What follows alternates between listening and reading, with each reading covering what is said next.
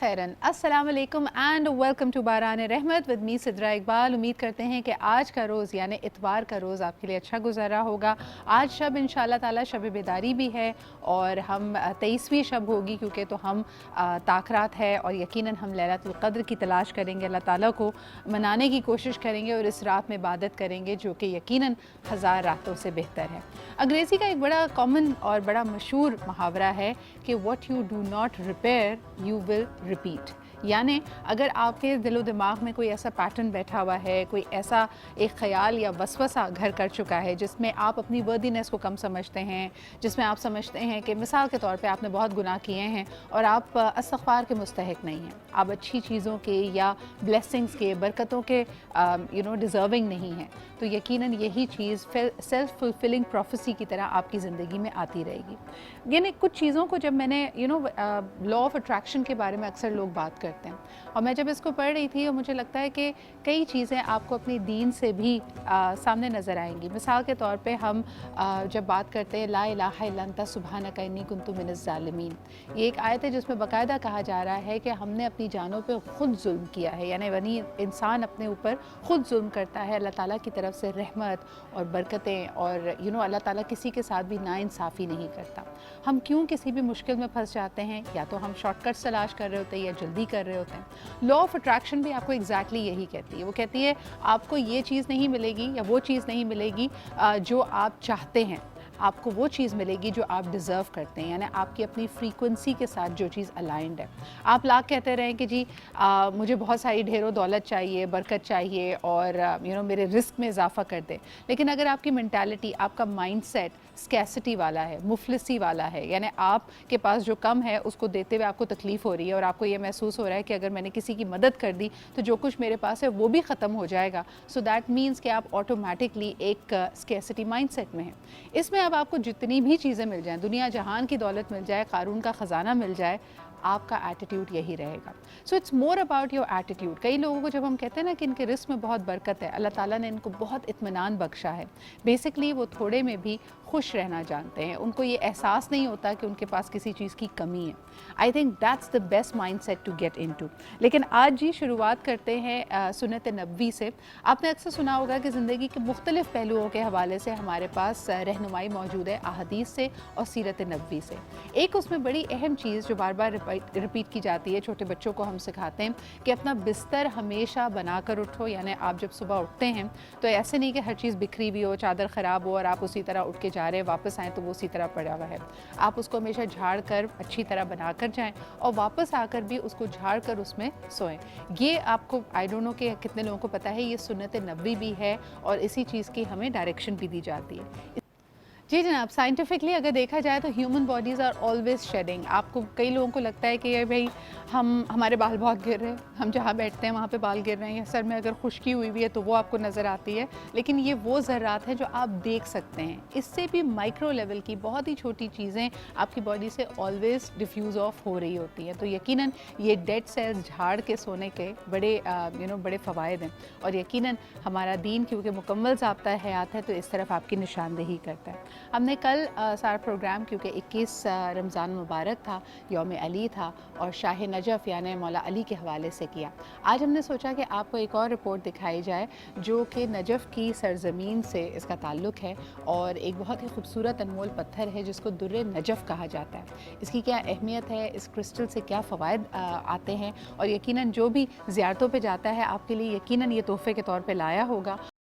जी जनाब, ये खूबसूरत क्रिस्टल जिसके बारे में हमने आपको बताया, यकीनन इसके जो फ़ज़ाइल हैं, इसके जो बेनिफिट्स हैं वो कई गुना हैं। आइए अब चलते हैं किचन की तरफ, लेट्स फाइंड आउट आज क्या बनने वाला है। अस्सलाम वालेकुम समिया, क्या हाल चाल आपके? वालेकुम अस्सलाम, अल्हम्दुलिल्लाह। आप लोग कैसे हैं? मैं भी बिल्कुल ठीक। आज देखें जी, हम सब की फेवरेट डिश, यानी बचपन में अगर आप देखें, अगर आपको ये नहीं पसंद तो मुझे नहीं पता आपका बचपन कहाँ गुजरा है। बचपन क्या, आई गेस बड़ों को भी बहुत पसंद है। I still love it. बचपन में ही पड़ती है ना, इसके बाद से हम ज़रा और पर्टिकुलर हो जाते हैं। बड़े होने के बाद तो फिर आप कहते हैं अच्छा बच्चों के लिए छोड़ दो, 2-3 ही लेना, दैट काइंड ऑफ बिहेवियर। क्या बन रहा है फ्रेंच फ्राइज के साथ? आज हम लोग बना रहे हैं New York fries. These are very loaded fries और बेसिकली इसके अंदर बहुत सारी चीज़ें आती हैं। इनफैक्ट इसके अंदर प्रोटीन भी जाता है जो हमारा बीफ मिन्स है।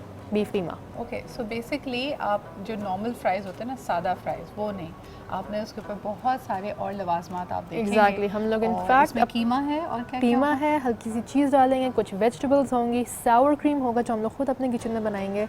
तो इट्स क्वाइट लोडेड, तभी it's इसको quite लोडेड loaded. फ्राइज़ भी कहा जाता है। आपकी मर्ज़ी है जी, आप इसके ऊपर पिकल्स एंड हालेपिनियोस भी डाल सकते हैं।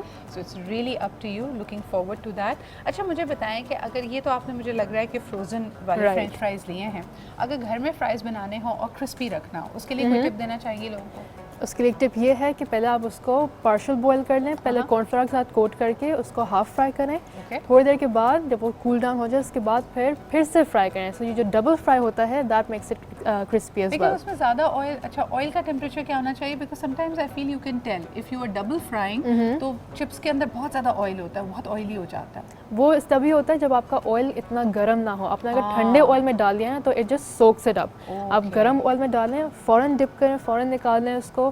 तो जब आप डबल दफ़ा कर रहे हैं तो आपको बहुत ज़्यादा देर अंदर रखने की ज़रूरत नहीं, बिकॉज वो फुल फ्राई हो जाएंगे फिर।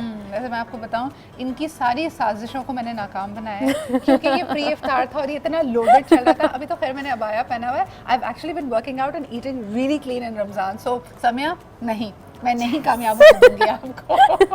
लेकिन जी बड़ी It's a मजेदार challenge, रेसिपी you know. होगी। इट्स अ चैलेंज और every day she tempts me with something. कभी एप्पल पाई बन रहा है तो कभी फ्राइज बन रहे नहीं हैं। नहीं, हमने हेल्दी चीज़ें ही बनाई हैं। हमने रहने डिफरेंट दें, आपने स्मूदीज़ बनाई एक दिन थी, आपने मुझे हमने जो वो cabbage कैबेज roll- रोल्स बना हमने कैबेज रोल्स बनाए हैं, दिन हमने उन्होंने। बहुत सारी स्मूदीज़ बनाई हैं। अगर आप यस बिल्कुल। और आज तो आप ऐसे ही कहेंगे संडे है सिद्रा, चीट डे है, कोई बात हाँ नहीं। एग्जैक्टली, हाँ उसको पूरा करेंगे। देखिए ये पूरी पूरी साजिश है, लेकिन नहीं, मैं इसको कामयाब नहीं होने दूंगी। बैरूनी किसी भी साजिश को हम कामयाब नहीं होने देंगे। ये मदाखलत है या साजिश है, ये हम थोड़ी देर में पता करते हैं। थैंक यू समय, प्लीज़ कैरी ऑन। और ये टेम्परेचर वाली बात के लिए हम वापस भी आएंगे और मज़ीद जो इसके ऊपर कॉन्डिमेंट्स बन रहे हैं, क्या क्या चीज़ें ऐड हो रही है, because it's from scratch. Sawar cream भी किचन में बन रही है, इसके अलावा जो मिन्स मीट है वो भी यहीं बन रहा है। So we'll take care of all of. आपके बहुत सारे मैसेजेस हमारे पास आ रहे थे एंजाइटी और स्ट्रेस रिलेटेड। हमने इसको कई दफ़ा हमारे सेगमेंट रोज़ा और सेहत में कवर किया, लेकिन आज हमने सोचा संडे है, ज़्यादा लोग घर पे मौजूद होंगे तो एक दफ़ा फिर इस पे बात की जाए। एंड मोस्ट इम्पॉर्टेंटली हमारे जहन में जो इतने सारे ख्यालात एक साथ आ रहे होते हैं, कभी आपने नोटिस किया आप बैठे बैठे कोई काम कर रहे हैं, पहले तो आपके पास एक डिलेइंग फैक्टर होता था। मिसाल के तौर पर कोई थॉट आपके जहन में आई कि फ़लाना काम कैसे होता है, आप सोचते थे यार इसका आंसर पाने के लिए या तो मुझे किसी स्पेशलिस्ट के पास जाना है, कोई अखबार में इससे रिलेटेड कोई आर्टिकल आए, या फिर इंसाइक्लोपीडिया हो तो मैं उसमें देखूं, या कोई रेलेवेंट पर्सन है तो मैं उससे ये सवाल करूं। लेकिन अब अनफॉर्चुनेटली क्योंकि हम सब के हाथों में हमारे सेलफोन्स होते हैं, तो जो थॉट आती है, मिसाल के तौर पे आपने कहा कि जी मुझे किसी ने कहा है गुले बनफ्शा इस्तेमाल करो, तो उसके बेनिफिट्स क्या होंगे, आप फ़ौरन गूगल करने लग गए। अगर आपका कहीं जाने का दिल चाह रहा है और आपने कोई डिसीजन लेना है, उसकी आपने फ़ौरन खोज लगानी शुरू कर दी। So this actually is promoting something which the yogis called the monkey mind. आपके जहन में कभी भी कोई थॉट कंप्लीट नहीं हो रही और एक थॉट से दूसरी थॉट पे आप जा रहे हैं। इस मेंटल जूडो कराटे की वजह से आप काफ़ी थक जाते हैं and this is causing a lot of stress and anxiety, क्योंकि जहन में एक लूप चल रहा है और इनमें से कोई भी लूप कंप्लीट नहीं हो रहा। ये चीज़ें अगर आपकी ज़िंदगी में कोई स्ट्रेस हो तो पैरानोया भी बन सकती है। मिसाल के तौर पर अगर आपको कारोबार में घाटा हो रहा है, कोई रिलेशनशिप आपकी सही नहीं चल रही, किसी पे आपको गुस्सा है, ये सारे वसवसे भी पैरानोया ऑब्सेसिव थॉट्स की तरह आपके जहन में घूमते हैं। So what exactly are obsessive thoughts and stress and anxiety? और रोज़े की हालत में जहां हम हर चीज़ से परहेज़ करें, खाने पीने से परहेज़ करें, झूठ बोलने से, गीबत करने से, हम इन ऑब्सेसिव थॉट्स से कैसे छुटकारा हासिल कर सकते हैं, आइए इसके बारे में कॉन्वर्सेशन करते हैं। आज ज़बरदस्त पैनल है जी मेरे साथ। एज ऑलवेज हमारे साथ मौजूद हैं डॉक्टर वजाहत काजी, जो कि एक प्रैक्टिसिंग डॉक्टर भी हैं और इसके अलावा एक साइकेट्रिस्ट भी हैं। Thank you Wajahat for being here. आप ही के साथ तशरीफ़ रखते हैं हकीम शाह नज़ीर साहब। हिकमत की नज़र से भी देखेंगे कि क्या ऑब्सेसिव थॉट्स, वसवसों को दूर किया जा सकता है, इसके लिए कोई नुस्खा है या नहीं। And last but definitely not the least हमारे साथ मौजूद हैं डॉक्टर औरंगज़ेब अब्बासी, जो कि एक कंसल्टेंट न्यूरोसर्जन है at the Medicare hospital Karachi. बहुत शुक्रिया डॉक्टर औरंगज़ेब आपकी भी मौजूदगी का। सर सबसे पहले अगर इसको scientifically from the neuro science point of view से ले लेते हैं, मुझे बताइए कि कई लोग कहते हैं कि अगर आप prolonged periods of depression and anxiety में रहते हैं तो वाकई अगर आपके पेट स्कैन्स किए जाएँ आपके दिमाग के खदोखाल बदल जाते हैं। Is this true? और ख़ास तौर पे अगर इस तरह की ऑब्सेसिव पैरानोया वाली थॉट्स हों तो अगर किसी शख्स का स्कैन किया जाए तो उसके दिमाग की साख्त क्या मुख्तलिफ होनी शुरू हो जाती है? देखें बिल्कुल ये सही बात है। अगर कोई बहुत अरसे तक डिप्रेशन में रहता है, एंग्जाइटी में रहता है, तो वो उसके दिमाग को श्रिंक कर लेते हैं। सही। And that takes a lot of time, इतना जल्दी नहीं होता, लेकिन वो चेंजेस आती हैं। सही। बिकॉज डिप्रेशन ये समझिए कि पूरे हर बीमारी की जड़ आप कह सकते हैं कि वहाँ से ही होती है। सही। थॉट्स चेंज होती हैं, पूरा उनका जीआईटी सिस्टम इफेक्ट होता है, ब्रेन इफेक्ट होता है। इवेंचुअली होता क्या है, विद टाइम जब वो कॉग्निटिव सिस्टम जो है अपना प्रॉपर फंक्शन नहीं कर पाता, in the end brain shrink होना शुरू हो जाता है। तो ये बिल्कुल चीज़ सही है कि विद टाइम अगर उनका हम पेट स्कैन करवाएंगे तो उसमें जो फंक्शनल ब्रेन होगा वो हमें कंपैरेटिवली कमी मिलेगा। अग्रेसिव बिहेवियर्स की बात करें, जिन लोगों को गुस्सा ज़्यादा आता है, जो किसी भी वजह से अगर उनका नर्वस सिस्टम ओवर स्टिमुलेटेड रहता है, इसका लॉन्ग टर्म इफेक्ट क्या है हमारी हेल्थ पे? देखिए, that is a personality disorder, जो वजह बता सकते हैं। दैट इज़ अगर आप न्यूरोसर्जिकली या न्यूरोसाइंस के हिसाब से पूछें तो उनका हिप्पोकैम्पस एंड एमिगडाला वाला ब्रेन का जो हिस्सा होता है वो बहुत एक्टिव होता है, या वहाँ पे डोपामिन वगैरह बहुत एक्टिव होते हैं, जिसकी वजह से उनकी ये कैफियत होती है। ये जेनेटिकली भी हो सकता है, फैमिली की तरफ से, और कुछ लोग अपनी कुछ हैबिट्स को छुपाने के लिए इस तरह से जाहिर करते हैं, एंड अगेन वो उनकी फिर हैबिट बन जाती है कि अगर हम अग्रेसिव अप्रोच करते हैं तो लोग हमें रिस्पांस अच्छा देते हैं, तो दैट बिकम्स देयर हैबिट। मैं the reason why I am asking this, and Wajahat maybe you can comment on it, कि अब बहुत सारे माइंडफुलनेस पढ़ाने वाले टीचर्स जैसे आपको कहते हैं ब्रीदिंग, डीप ब्रीदिंग पे जाएं, बॉक्स ब्रीदिंग पे जाएं कि आपने सांस ली, उसको थोड़ी देर अपनी बॉडी में रोकें और उसके बाद एक्सहेल करें। All of these are suppose to calm the nervous system down, और फिजियोलॉजी और आपकी पर्सनालिटी दोनों एक तरह से जम हो रही है। तो डॉक्टर साहब ने जैसे कहा कि उससे डिसीजन मेकिंग आपकी इम्पैक्ट होती है, आपका ओवरऑल पर्सनालिटी इफेक्ट होती है, लेकिन आप क्या, यानी इज़ इट सेफ टू से कि ये लोग कंट्रोल फ्रीक्स हैं, इनको ज़िंदगी में हर चीज़ के ऊपर कंट्रोल चाहिए? एक्चुअली अल्लाह ताला ने जो डर का एक जगह बनाई है ना, डरने का और ख्याल करने का, वो सबके माइंड में एक सिस्टमाइज्ड है।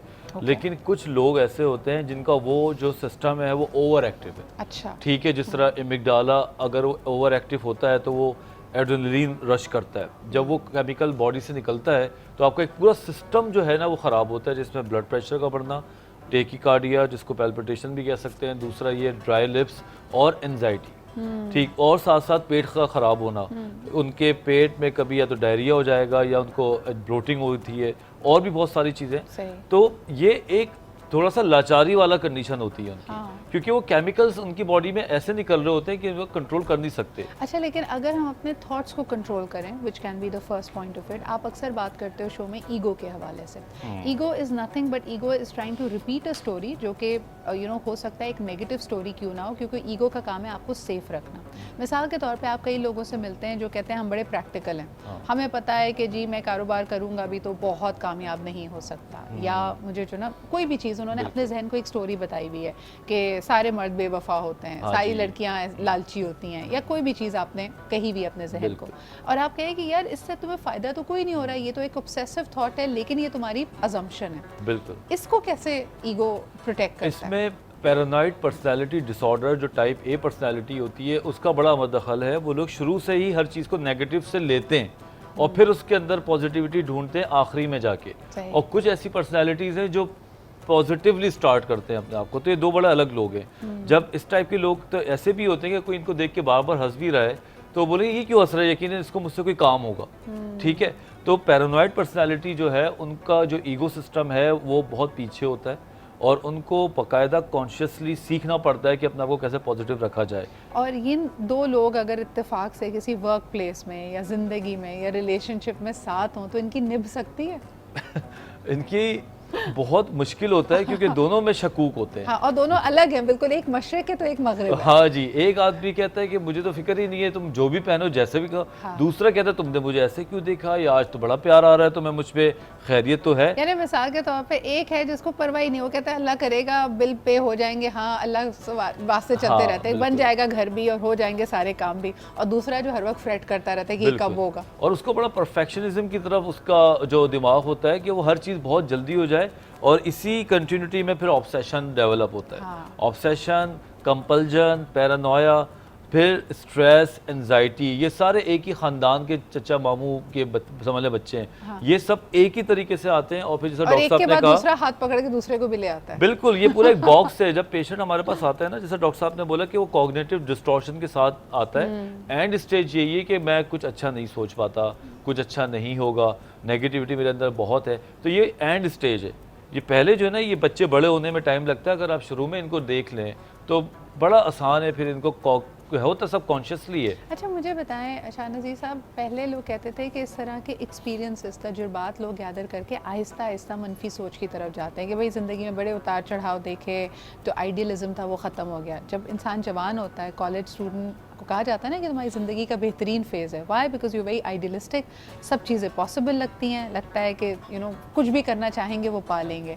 लेकिन आज आप क्या देखते हैं कि एक बहुत बड़ी तादाद यंगस्टर्स की, नौजवानों की, जिनके पास सेहत भी है, जिनके पास आइडियलिज्म होना चाहिए, जिनके पास वो ज़िंदगी का वो फेज़ है कि they should be brimming with energy, वो डिप्रेशन में जा रहे हैं? उसकी वजह ये है कि इंसान की अपनी लाइफ जो होती है वो शादी से पहले की 2 साल होते हैं। हाँ क्योंकि जब जैसे ही स्कूल गोइंग हो जाता है तो उसकी जुस्तजू शुरू हो जाती है। तो सबसे ज़्यादा आइडियलिस्टिक भी शादी से 2 साल पहले तक होता है। ग्रेजुएट किया, हाँ। जब कुछ बन गया, जॉब पे लग गया, फिर उसके बाद उसे 1-2 साल मिलते हैं, फिर उसकी शादी हो जाती है, फिर वो जुस्तजू में लग जाता है अपने बच्चों की। हाँ तो इसलिए अपनी लाइफ जो होती है वो सिर्फ 2 साल होती है, सही। बाकी दूसरों के लिए होती है। और माजी में अगर बहुत ज़्यादा टेंशन्स देखी हो, जब टेंशन्स गुजर जाती हैं, हालात बिल्कुल सही हो जाते हैं, उसका इफेक्ट बाद में आता है। घबराहट शुरू हो जाती है, धड़कन तेज़, बेचैनी, रात को सोते हैं तो एक फिल्म की तरह चीज़ चल रही होती है, करवट बदल रहे होते हैं, कुछ भी समझ में नहीं आ रहा होता, अपने आप से बातें कर रहे होते हैं, फैसला नहीं कर पा रहे होते हैं कि मैंने करना क्या है। आपको लगता है हिकमत भी इस बात को मानती है कि जब एक मदर हामला होती है, उसके जो अपने थॉट्स चल रहे होते हैं, जो उसके अपने मूड्स हैं, अगर वो एक स्ट्रेसफुल इन्वायरमेंट में है, डिप्रेशन में है, तो बच्चे इनहेरिट करते हैं वो चीज़?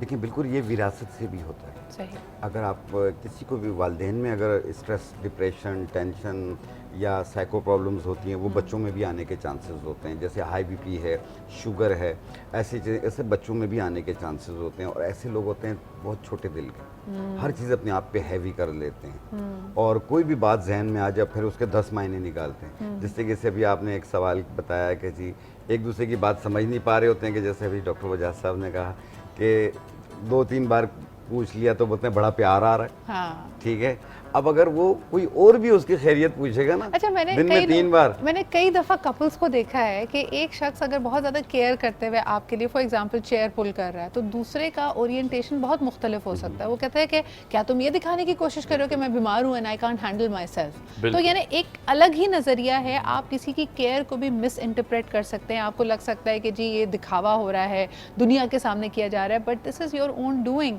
अगर when there is care being extended to you, please उसको एक्सेप्ट करें।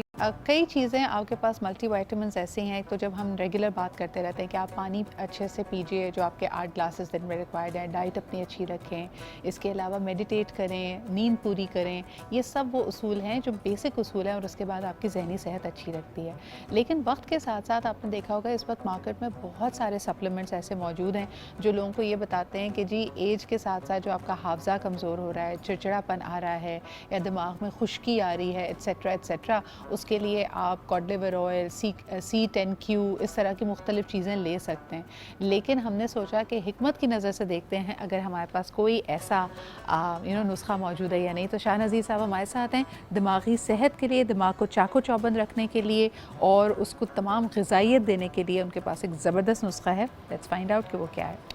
जी सिद्रा, जिन लोगों को भी जैसे रात को सोते वक्त बहुत सारे वसवसे आते हैं, वहम होता है, कोई बात सुन लेते हैं उसके 10 मायने निकालते हैं, बेचैनी रहती है, नींद नहीं आ रही होती है, दिमाग चल रहा होता है, कोई भी चीज़ जहन में आ जाए और फिर उसके बाद वो निकलती नहीं है, एकदम रोने को भी दिल करता है, चिड़चिड़ापन भी होता है, ठीक है, और बहुत जल्दी नाराज़ हो जाते हैं। और जब सुबह उठते हैं तो जिस्म भारी होता है, किसी काम में दिल नहीं लग रहा होता, दिमाग उस वक्त भी चल रहा होता है। तो ऐसी सूरत हाल के अंदर 3 चीज़ें हम बता रहे हैं। इसमें जो सबसे पहली चीज़ है ये मग़ज़ फिंदक है।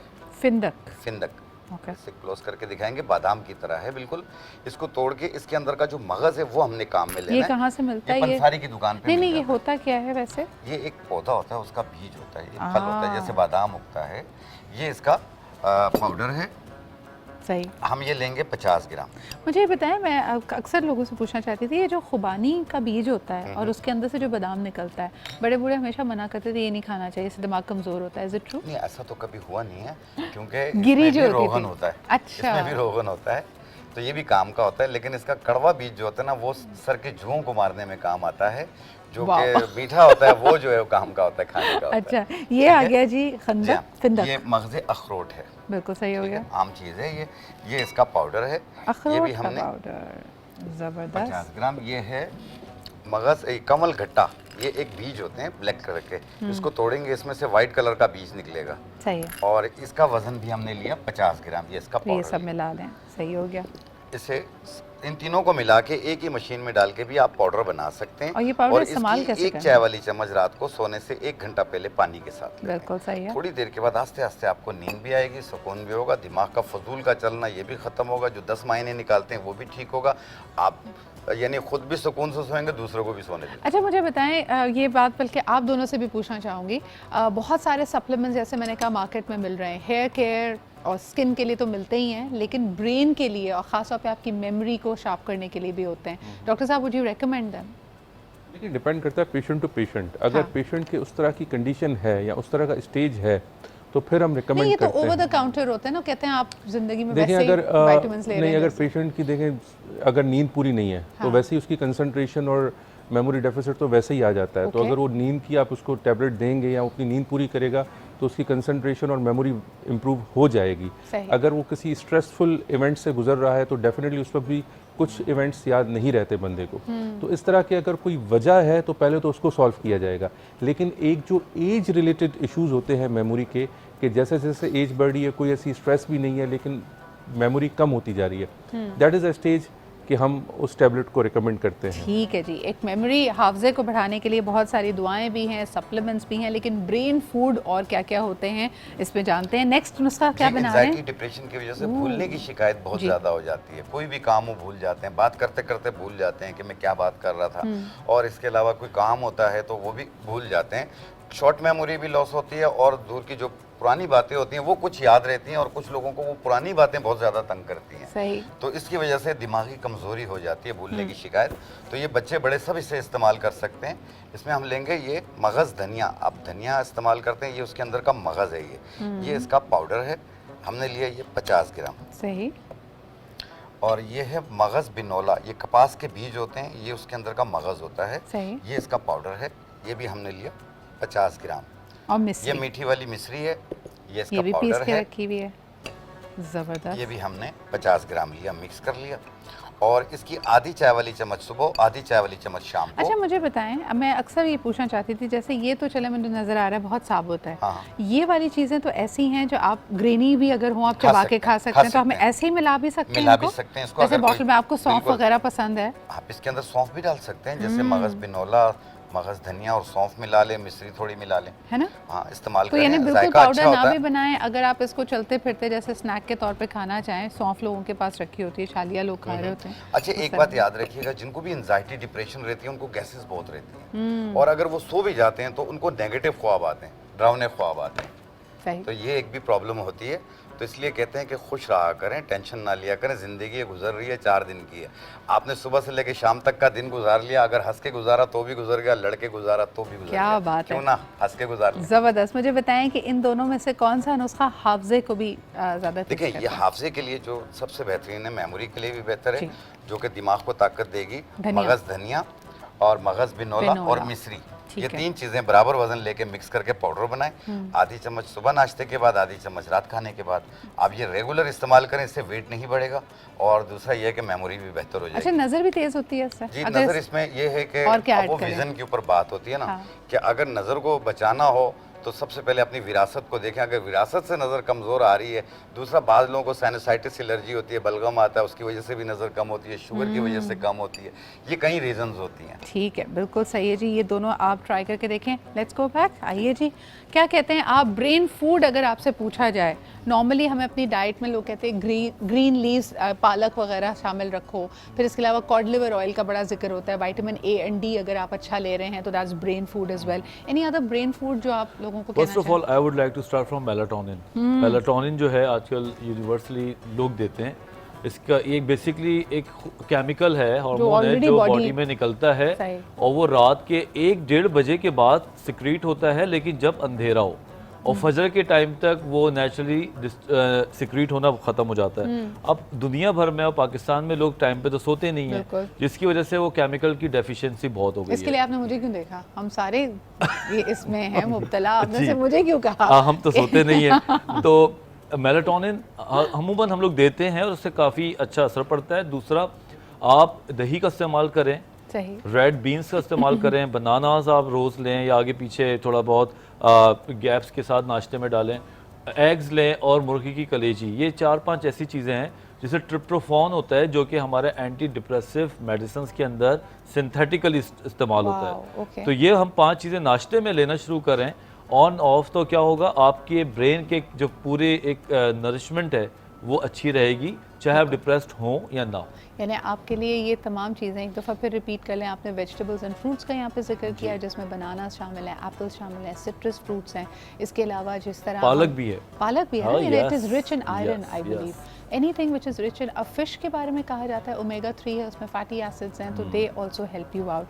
यानी कई दफ़ा हम एक इस्तिलाह सुनते हैं डॉक्टर साहब के, दिमाग खुश्क हो रहा है, और ये अक्सर उन लोगों के लिए होता है जिनको, जैसे अभी आपने बिल्कुल सही कहा कि साइनसाइटिस है, नाक बहुत ज़्यादा बह रही है, लेकिन दिमाग खुश्क होने से लोगों की क्या मुराद है? देखिए, उसमें ये होता है कि वो किसी भी थॉट को प्रोसेस नहीं कर पाते। Okay, again it is main cause तो उसका डिप्रेशन ही होता है। अब किसी का दिमाग खुश्क हो गया कि आपने उसको कोई भी बात कही, वो उसको प्रोसेस नहीं कर पा रहा कि फाइनली मुझे करना क्या है। अगर हम न्यूरो साइंस के हिसाब से देखें तो वो ज़्यादातर डिसीजन मेकिंग जो है वो हमारे ब्रेन के फ्रंटल एरिया से रिलेटेड होती है, और वो डिसीजन, पर्सनैलिटी मैनेजमेंट भी वहाँ से ही होती है कि आपने पर्सनैलिटी कैसे बनानी है और डिसीजन क्या लेना है।